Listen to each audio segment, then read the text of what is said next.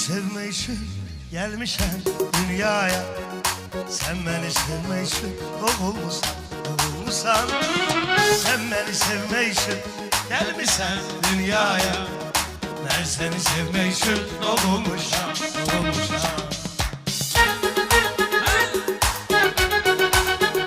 Amanım Mahmut'un Seymur kardeşimiz güzel ifade.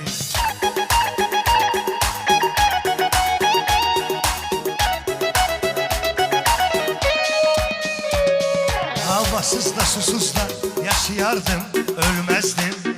Ben sensizliğden boğulmuşam. Havasız da susuz da yaşayardım, ölmezdim. Ben sensizliğden boğulmuşam. Sen beni sevme için gelmişsen dünyaya. Ben seni sevme için doğulmuşam. Sen beni sevme için gelmişsen dünyaya. Ben seni sevme için doğulmuşam. Hemen ha!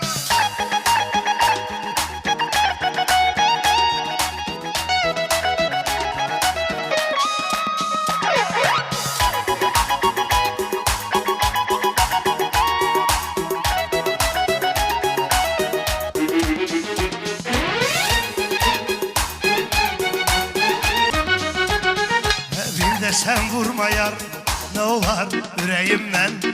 Ben sana vurulan gün vurulmuşam. Bir de sen vurma yar, ne olar yüreğimden. Ben sana vurulan gün vurulmuşam. Sen beni sevme için gelmişsen dünyaya. Ben seni sevme için doğulmuşam. Sen beni sevme için gelmişsen dünyaya. Ben seni sevme için doğulmuşam.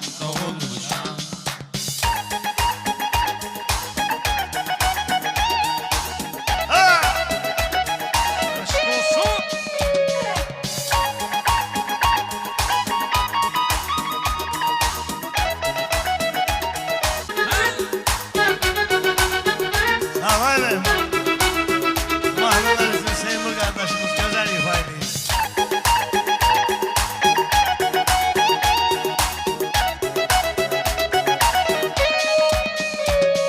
Havasız da susuz da yaşayardım, ölmezdim. Ben sensizliğden boğulmuşam. Havasız da susuz da yaşayardım, ölmezdim. Ben sensizliğden boğulmuşam. Sen beni sevme için gelmişsen dünyaya. Ben seni sevme için doğulmuşam. Sen beni sevme için gelmişsen dünyaya. Ben seni sevme için doğulmuşam.